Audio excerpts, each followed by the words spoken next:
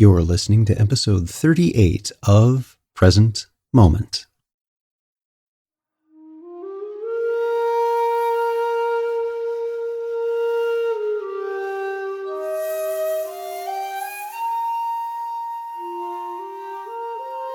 Welcome to Present Moment, Mindfulness, Practice, and Science. I'm Ted Meissner.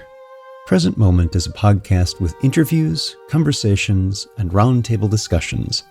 We speak with mindfulness teachers about their newest findings published in peer-reviewed science journals, teachers about their understanding and methods as they work with students of mindfulness, authors about their books and interests, and we also speak with everyday practitioners. The website presentmomentmindfulness.com has show notes for each episode along with resource materials.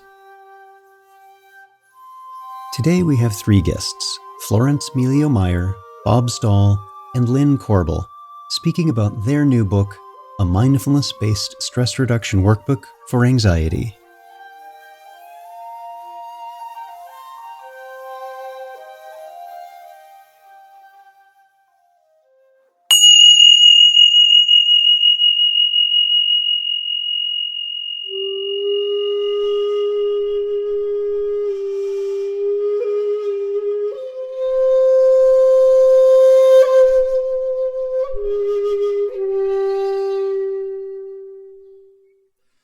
There is a growing body of research suggesting that mindfulness practices can help offset some of the difficulties arising from stress-related illnesses.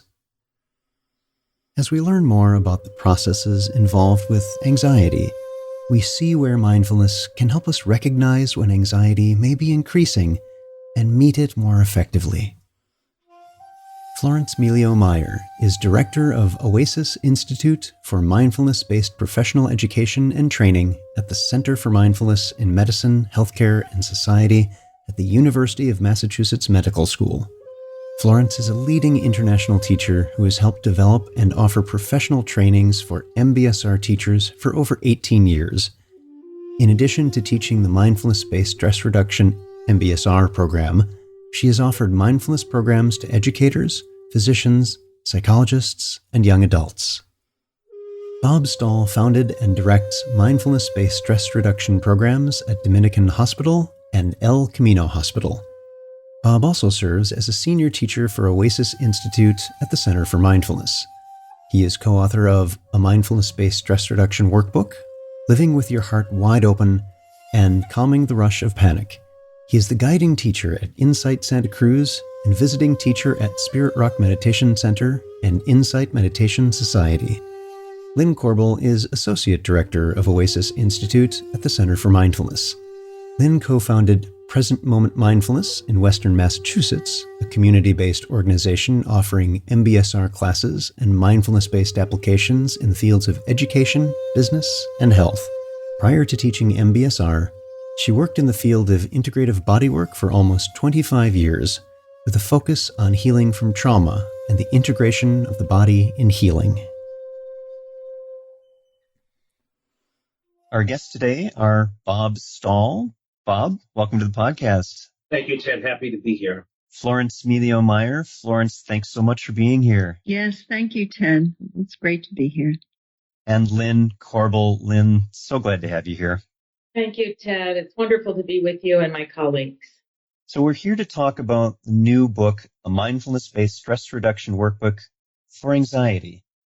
And I'm wondering if each of you would share what your particular interest was in collaborating on this topic. Bob, why don't we start with you? Thank you, Ted. And, anxiety is just so pervasive in our human condition. And even though mindfulness-based stress reduction certainly applies towards anxiety and stress, pain, illness, it felt important to really create an offering that would specifically be of support for those living with anxiety. So that was the intention, and I couldn't have imagined or dreamed of better people to collaborate this with than my dear friends and colleagues at UMass, Florence and Lynn.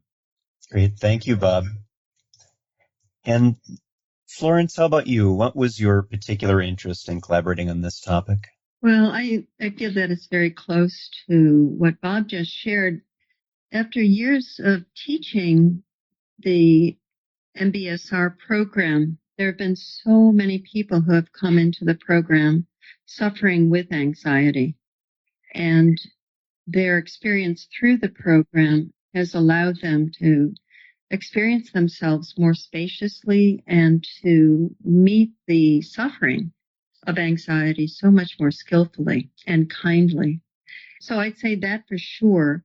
And in my own life, I've experienced anxiety. And so finding how meditation practice, mindfulness has relieved me in so many ways brought a longing to share this with others as well.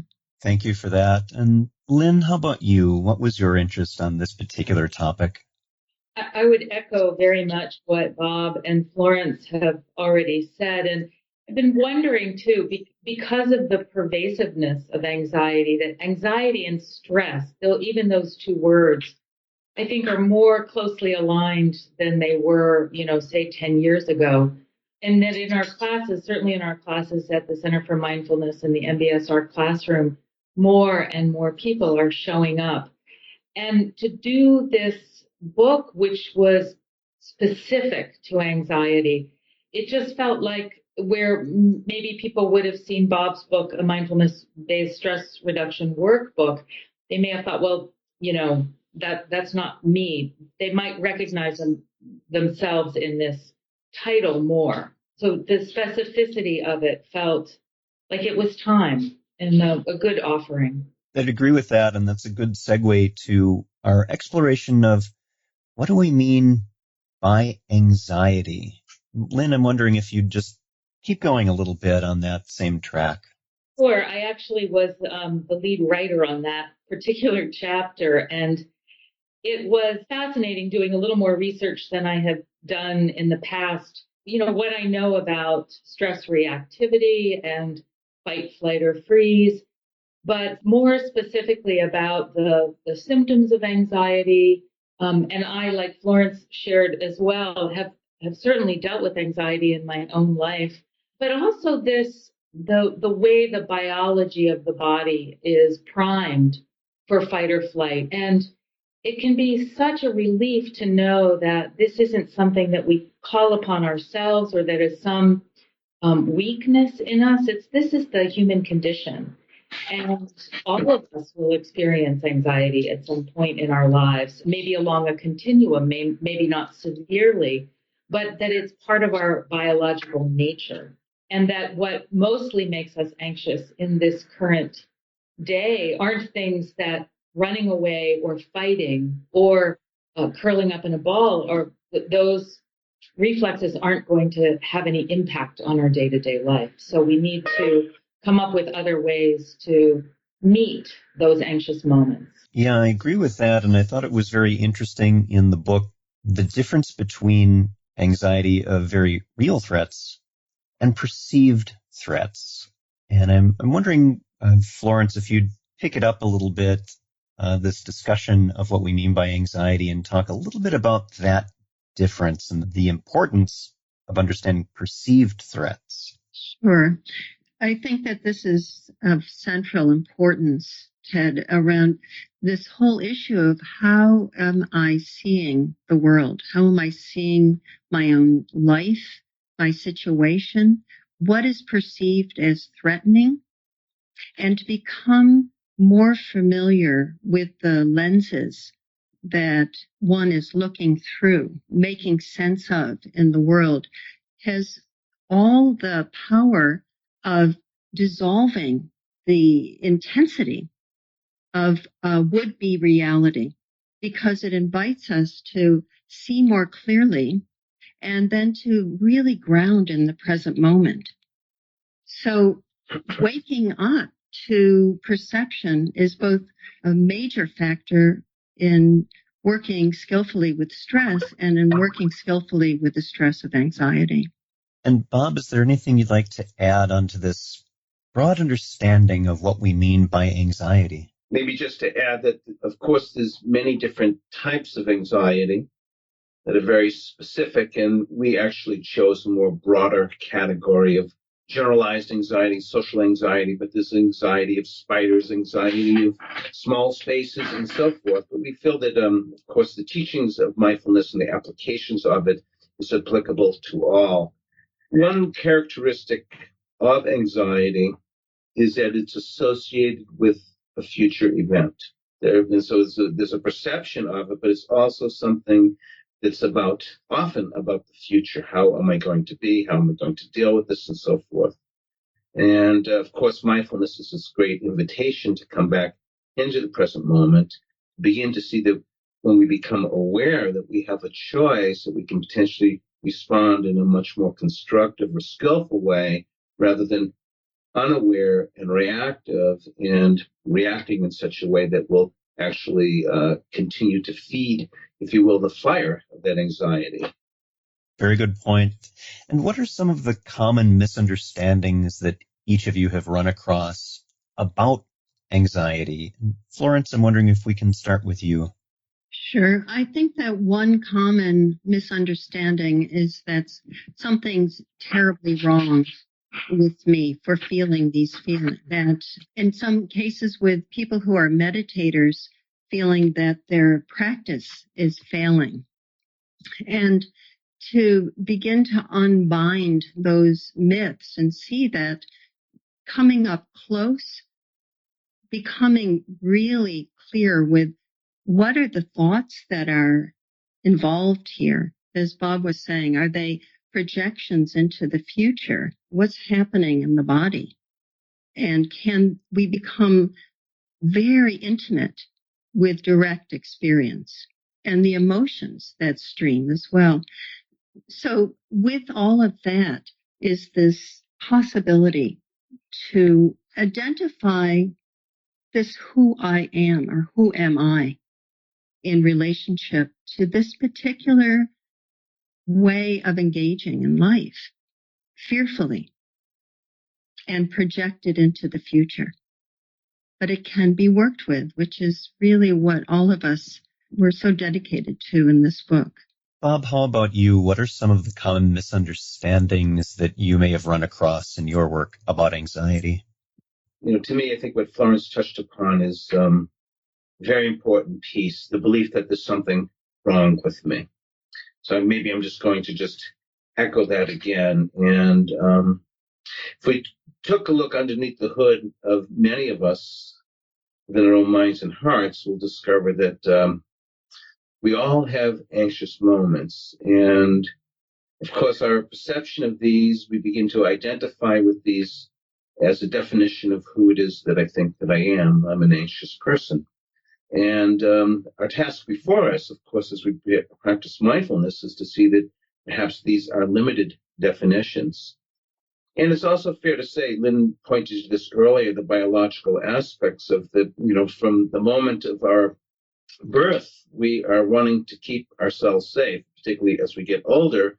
The need for safety and security is vital. And if we didn't have these warning signs of danger, we wouldn't exist. There's an old mythological story about some two prehistoric creatures named Ig and Og, and Ig had a great fear of dinosaurs and saber-toothed tigers, but Og didn't. And as it turns out, we are descendants of Ig. And so there's a sense that, we are wired to be safe, and that anxiety is there to caution us. And at the same time, how do we reconcile living with the facts of that at times the world is not safe? How do we live with a freer and more open heart and begin to trust, to learn how to live our lives with a greater sense of connection and potentially interconnection? Lynn, is there anything you'd like to add that you've run across about misunderstandings on anxiety? The book opens with an experience that I had sitting in work one day, and a gentleman called and was really wanting to talk about how mindfulness could help his anxiety. And as he talked about his symptoms, and I know that both Bob and Florence have also experienced this with people who want to find the magic bullet that's going to make this all go away. And this man had gone to see his doctor, and his doctor was assuring him that with medication. And I was suggesting to him that, especially with mindfulness, that it may not go away, but that there was a way to live in relationship with it that would alter things. And his voice changed when he responded, because this seemed much more doable to him. And here was a man who had a diagnosis. And sometimes when we're dealing with an issue like anxiety, or we're getting a diagnosis from a mental health care or a doctor, some medical provider, it becomes a thing, and it begins to drive our whole life. And we start seeing everything through this lens, as Florence was speaking about. What are we looking through at our lives? And what mindfulness can do, which upends this misunderstanding, is that we begin to see there's more to us than just the anxious moments. There are many, many more moments. And we begin with mindfulness to see that even in the anxious moments, I can be present with myself in a different way that can shift the experience of it. It doesn't mean that our symptoms go away, that we're returned, or that we experience some state of complete safety, security, and everything being all fine. But it means we can see things more holistically, more fully. Yeah, it's one of my favorite parts to the book was that story, and that transformative moment when essentially the person who had called you that you're referring to had the openness to understand that there's another way of relating to the inevitable challenges that do arise in life. And I would just add, because I think that as much as people say, well, I want the quick fix, I want the magic bullet, deep down, we actually know that's not entirely possible. And that there's some relief when we're called to serve ourselves in this way. It's more grounding. It's like, okay, this is real. This is true. So what are some of the ways in which a mindfulness practice, specifically a mindfulness practice, can help with anxiety? Florence, I'm wondering if we can start with you. Well, the first thing that comes to mind, Ted, is that when there is discomfort, the sense of fight or flight that was mentioned earlier, this wanting to escape, wanting to get away from the discomfort, whether it's cognitive or whether it's kinesthetic in the body, there's a tightness of emotions that are just gripping. This urge to escape is really strong. And here, with pausing and allowing what is here to be known, as Lynn was saying about this wanting the quick fix and somehow getting out is at work here. But with mindfulness, there's this allowing what's here, pausing so it can be known, even the uncomfortableness of it, even the wanting it to be gone can be embraced. And in that place, we might feel something even more strongly for a moment. But what's shown with mindfulness meditation is that people can regulate more quickly, that the turning toward is the key. So it's what's happening now, being awake to this, grounding in the moment, grounding in the body, and befriending what's here with the greatest gentleness that might be possible to embrace one's life. Bob, how about you? What are some of the ways in which a mindfulness practice can help with anxiety? I just love what Florence was saying. Actually, for many of us, the idea of actually becoming mindful, when we use the word mindful, it's bringing more awareness to what's here, that it might actually appear to be very counterintuitive. I mean, why would I want to become more aware of my anxiety? I want to get away from it. And this is, of course, I think a very natural reactive response. And actually, I know, Ted, you live in Minnesota, and Florence and Lynn live in Massachusetts, so you all know about driving in winter and snow. And of course, I grew up in the Boston area in New England as well. And remember when I was 16 years old, I had this, was driving, it was a new driver, and I got into skids in the winter, and I'd keep on turning away and keep on skidding out. And I was telling my dad about this one day, and he said to me, Bob, if you want to get out of the skid, you need to begin to turn into it. Mm-hmm. And that actually scared the heck out of me, so I didn't believe him and continued to turn away till I experienced the ultimate futility of turning away and continuing to skid out until the day came when I decided to very teensy-beansy turn my wheels towards the skid, and lo and behold, I couldn't believe it. I could feel the momentum of the car beginning to straighten out. And that was a very powerful seed that was planted inside me, turning into the fear. So I know for many of us, the turning into anxiety, the turning into the pain, the turning into the uncomfortable feels counterintuitive, and often we want to get away from it. But if, there's a line from a Grateful Dead song, you can run, but you can't hide. You can go to the ends of the world, and those fears will follow you no matter where you go.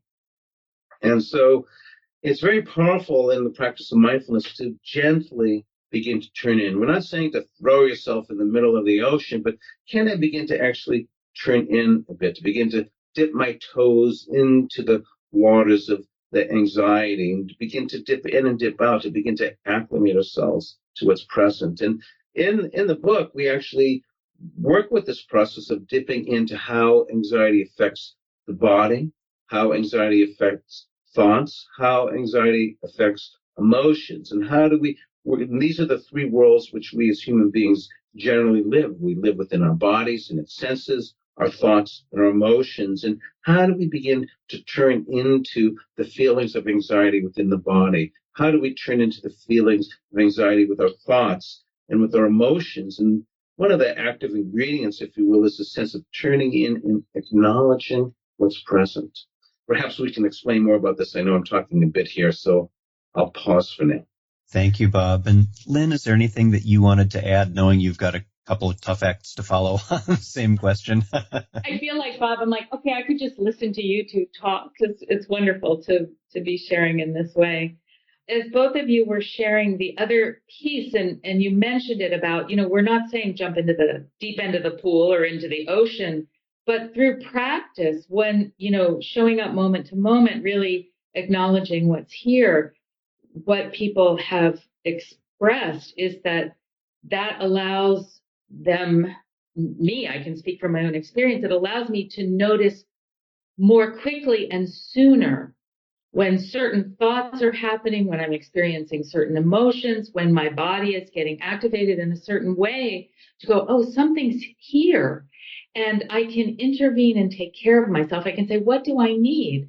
Like, maybe I need to turn the television off. Maybe I need to put the newspaper down if I'm getting anxious about what I'm reading, so that it's a skill that can be refined and we can begin to take better care of ourselves, so we don't have to be at the very, living at the ends of our nervous system in some way.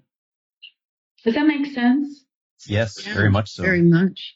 Yeah. In fact, Bob and Lynn and Ted, I wanted to just say that I went into a skid yesterday. and I was remembering what your father said. I mean, it's the practice, but in that impulse to resist is so quick, and to just flow with it. And as Lynn was saying, right in that place, there's the possibility of choice. From knowing what's happening, from allowing what's happening and embracing it, then different choices can open up. Yeah, and even though we may have made whatever choices in the past, the wonderful thing about present moment awareness is that each moment is fresh and unique and a new chance to make a new choice and engage differently and really be creative with whatever avenues are presenting themselves in this moment.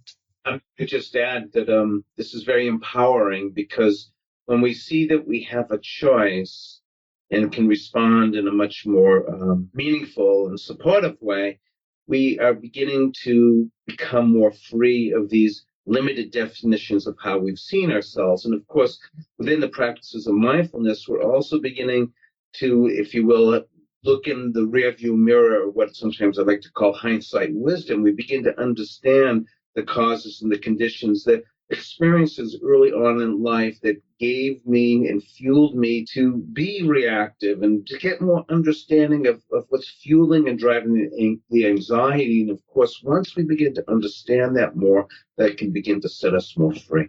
So, Lynn, I think starting with you on this next question, this is a workbook, and there are some very interesting features, including mindful pauses and online guided meditations. And what I'd like to ask each of you, again, starting with you, Lynn, is for you to tell the listeners a little bit about what's in the book and how you see it being used.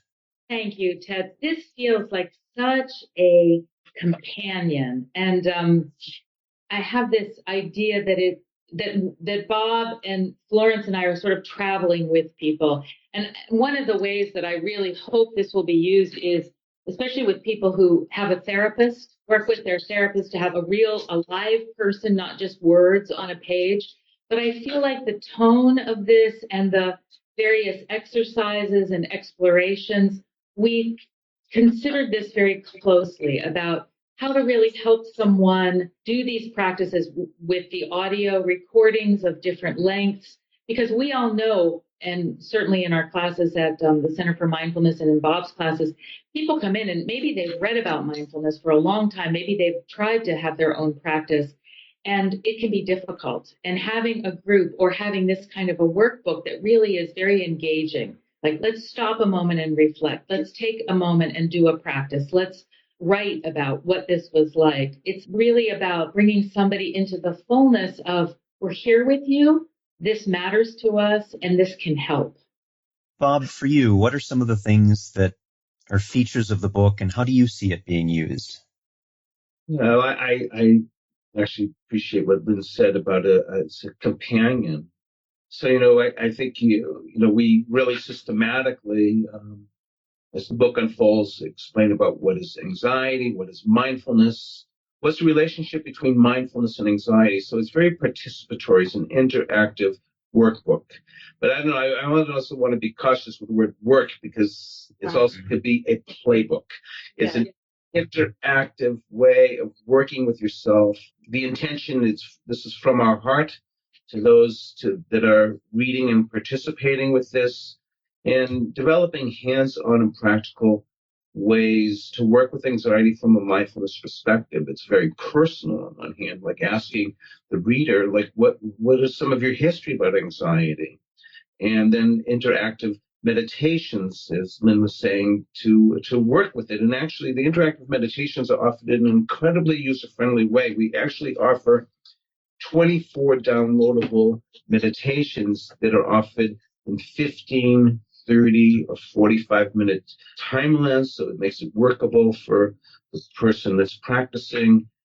And again, going through how we work with anxiety in the body, how we work with it with thoughts, how we work with emotions, bringing mindfulness into communication, also working with the aspects of reconciliation and loving kindness, developing what we have learned to bring it into our day-to-day life. And then lastly, this notion of continuing the journey, like how do we live a more freer life, a life where we're feeling connection and interconnection with ourselves and with the world.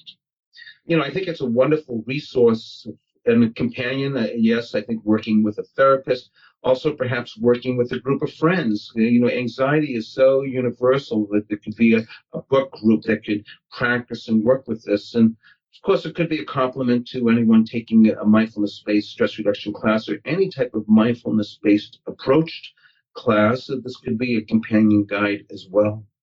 And Florence, how about you? How do you see this book being used, or what are some of your favorite features about what's in there?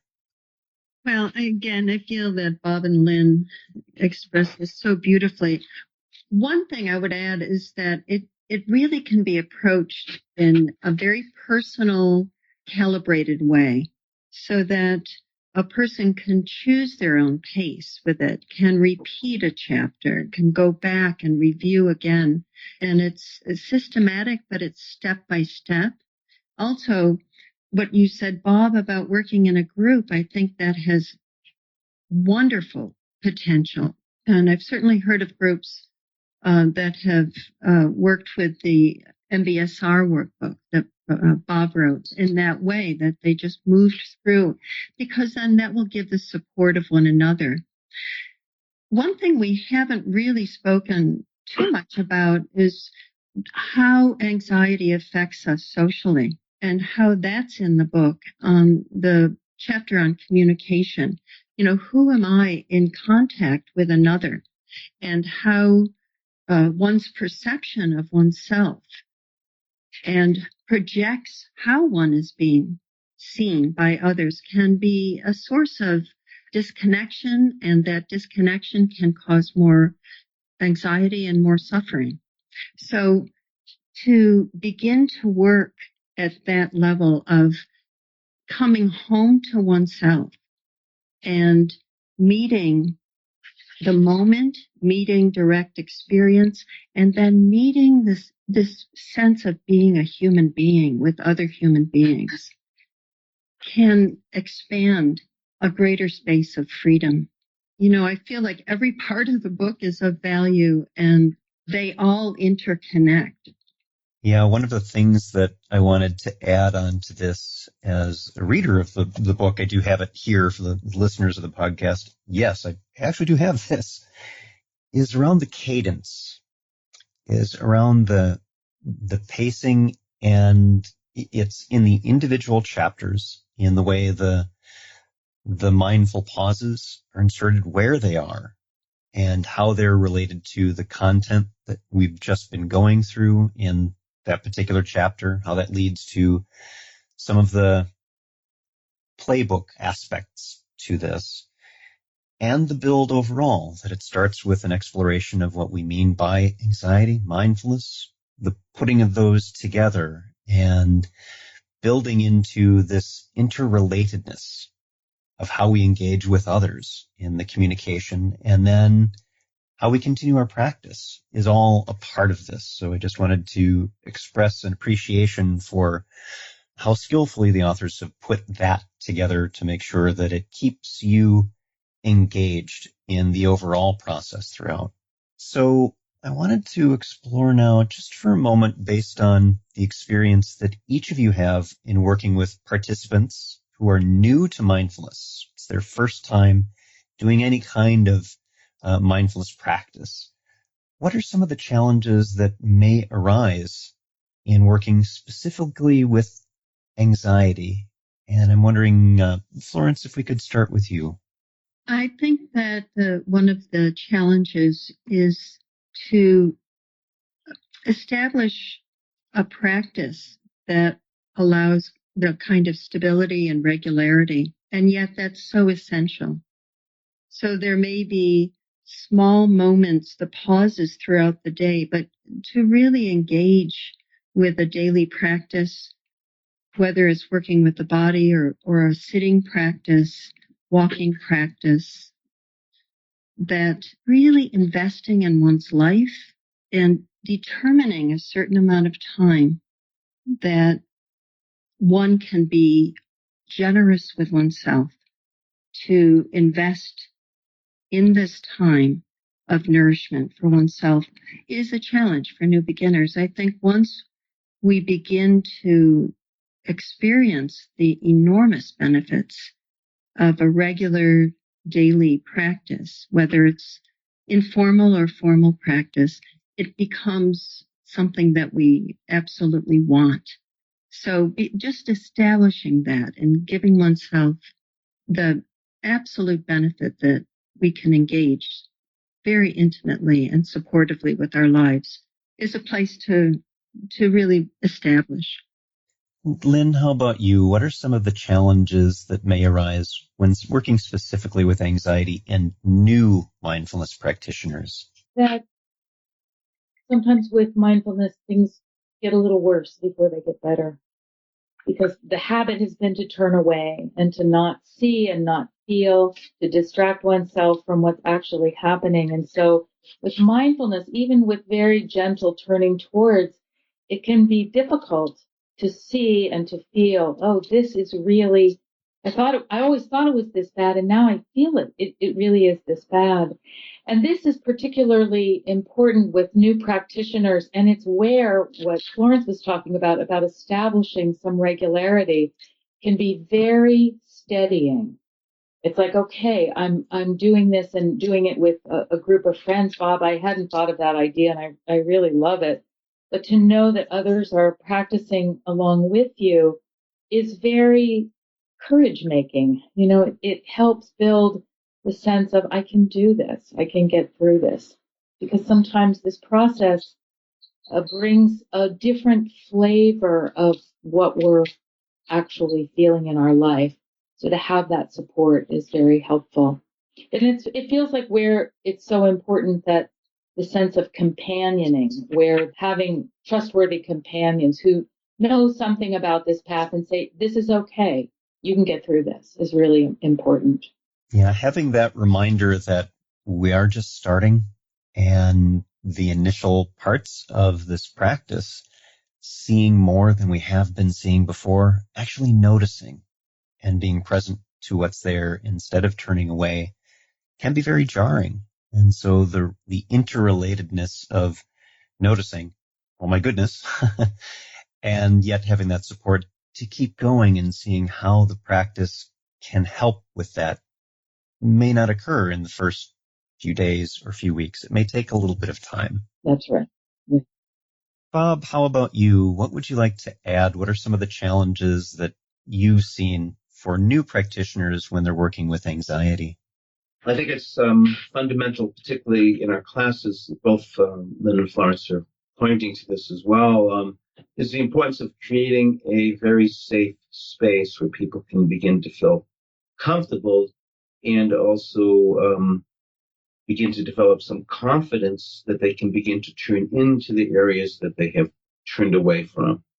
And I think it is very helpful to, of course, normalize that one does begin to bring awareness into uncomfortable feelings. They often do get bigger, amplified, magnified, and to explain why that happens so that we can normalize it. And the why that happens is just if it's a dark night and you turn on a flashlight and you can see more clearly what's there, we're turning on the flashlight of awareness. So we're beginning to become more mindful of the anxiety that we don't normally bring attention to. So there's a very normal occurrence as we bring awareness that things can begin to amplify. And often when that happens, we quickly turn away. But if we begin to develop confidence that we can stretch into this, and this is why we also use yoga. We're not saying with our shoulders to stretch our arms out of socket, but we work at the edge, and that's where expansion happens. So we're learning to stretch into the anxiety. Yes, at first it feels like it's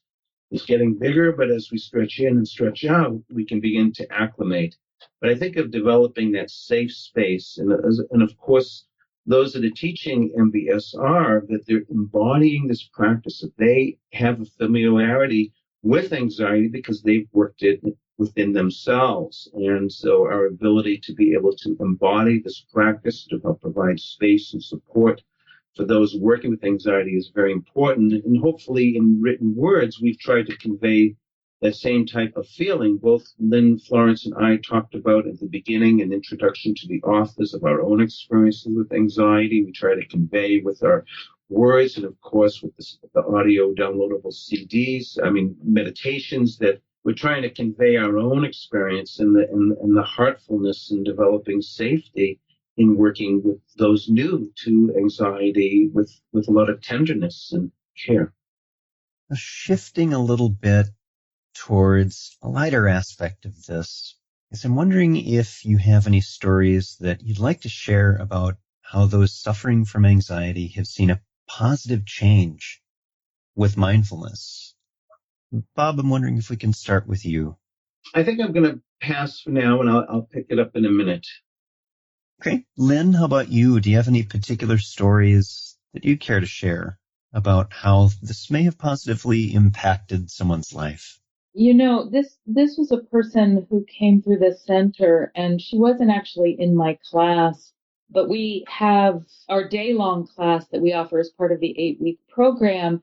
People who've graduated from prior classes are invited to come, and she had come to several day-long. So she had done the program several years before, but she spoke at one day-long, and she talked about how she had come to the class primarily for anxiety, and that she had to begin to take medication, and that the experience of anxiety was really ruling her life.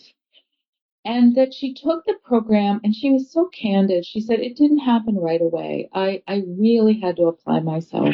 But that over time, she got off medication, and that then the practice showed other aspects of her life that she really wanted to engage with. And the anxiety really, it shifted. It was like the glass was no longer half empty, it was half full.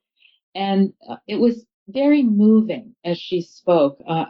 We were in the process of writing the book at the time, and it was just very moving to hear her speak. And it was clearly a very long process for her, but she had made this commitment to herself and really walked with herself through it. Now, that's an important aspect that you bring up, Lynn, is that it's not a quick fix, that this can take time, but that is time well worth spending with yourself and making these changes. And she spoke to that. She came to the program for anxiety, and what she walked away with was, here it was like several years later, was a much fuller sense of her own life. Florence, how about you? Are there any particular stories that you'd like to share about how this may have impacted people's lives? Yes, there's a story that comes to mind about a woman who said, I didn't know I was more than my thinking. And it was in that opening of her sense of self that widened for her. And it was the thinking that she could identify that was so future paced and future oriented about what was going to happen and what if this would happen, that realization really offered a spaciousness, literally. I think there's a definition of a root of the word anxiety, that is the word narrow, where anxiety narrows us down to this small sense of I am this. And a moment of realization like this woman's, with being more than the thinking, was an opening. Another place that people have pointed to, and it's not as much a specific story, but it's a repeated story that I've heard, where people would say, I've been so focused on others and caring for others, and I didn't realize that I deserve compassion, that I deserve care and tenderness. And that, again, went from a kind of narrow giving to other to embracing self and other. Florence and Lynn, you're both aware of this because we've spoken about it separately, and Bob, you get to hear about this as well, that I recently did a mindfulness program for the National Marrow Donor Program. And one of the most telling parts of that, and I expect this will resonate with the three of you, is I asked very early on how many people in that room of quite a number, over 100 people, had, as part of their lives, as what they did, this is a room full of caregivers, spent time taking care of someone else, either as part of their day job or in their personal lives. And of course, most of the hands went up, the people in that room.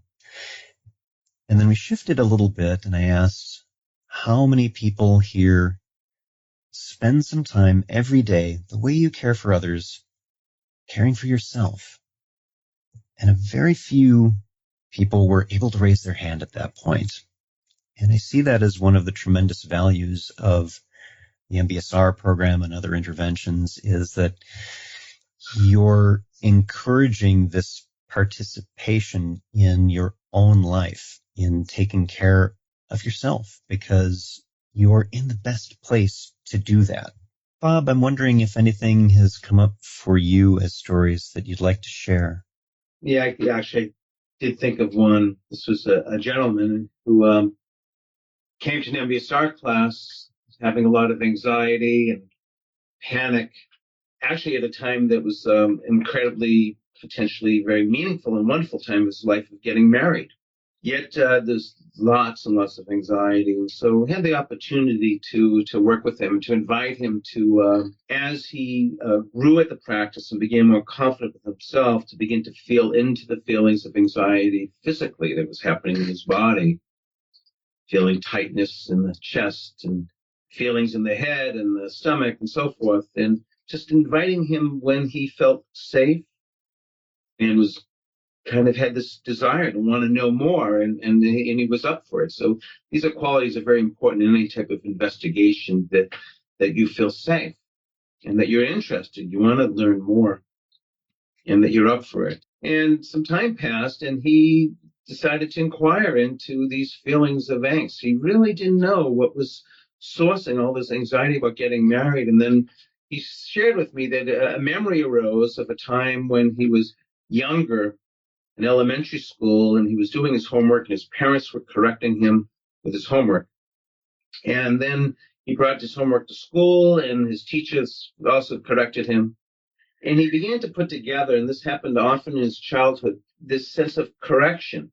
And he began to get some understanding that what was fueling and driving his angst was the sense that maybe his original self was not okay. And there he was now getting married and beginning to get a deeper understanding. What if she actually sees the original me? Maybe I'm not okay. And so this was a very powerful insight and understanding. And as he began to understand this sense of being awkward with himself, his original self, he then realized, wait a minute, I'm actually a pretty good person. I've got a medical degree and I've done well in life. I'm a good person. I live with ethics and integrity. Actually, maybe I am okay. And that this limited definition of how he defined himself early on, and being very fearful that his original self was not okay, and how it fueled his anxiety.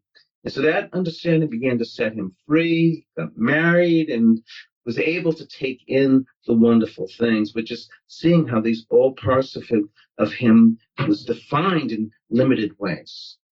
Thank you for sharing that, Bob. And as we draw this wonderful conversation to a close, I'd like to ask, and Lynn, if I may start with you, if there's anything else you'd like to share with the listeners, or any particular hopes for people to get out of this book. Thank you, Ted. You know, when the box of books arrived in December, and I flipped it open, and I was reading these words that, Florence and Bob and I have been working on for the last year and a half, I felt above all our intention to be of service, for people to experience some lightening of the load. And I was moved by that, because for me, it was like, something was realized. I felt that that was our intention, and it struck me anyway as like coming through the words. So I would hope that as readers, that would be felt, and that it would feel this sense of, that a reader would feel the sense of, I'm not alone. I'm not alone, that there's support here, and it's trustworthy. Florence, how about you? Any parting thoughts about what you'd like people to get out of the book? I would wish that anyone who chooses to pick this book up and engage with your life in this process that we've all contributed to. I agree with what Lynn's saying, that you're not alone, that it's doable, that it's a journey that's wholesome and worthwhile, and that greater freedom can be known, and that you are, all of us, so much more than we often allow ourselves to touch. And Bob, how about you? Are there any parting thoughts that you have for the listeners about what they might get out of this book? Sometimes things come in drag, and what appears to be very formidable, what appears to be very difficult, potentially can also be a gateway into your heart. And so I want to say that anxiety, and actually anxiety for me personally has been a profound teacher that has brought me into my heart. And I think if there's anything that I would like to convey is that the anxiety is awakening you. And may you listen to it deeply and learn from it, gather its wisdom. As Hafiz would say, there's a ruby buried inside here. Don't let Hafiz fool you. There's a ruby buried inside here, that within the anxiety is your heart. Open your heart. Wonderful. Our guests today, Bob Stahl. Bob, thank you for being here. Thank you so much. An honor. Florence Meleo-Meyer. Florence, thank you so much. Oh, and Ted, thank you so much for having us. This has been a delight. And Lynn Koerbel. Lynn, thank you so much for being here. Thank you, Ted, and thank you for the work that you're doing to bring these kinds of conversations to many.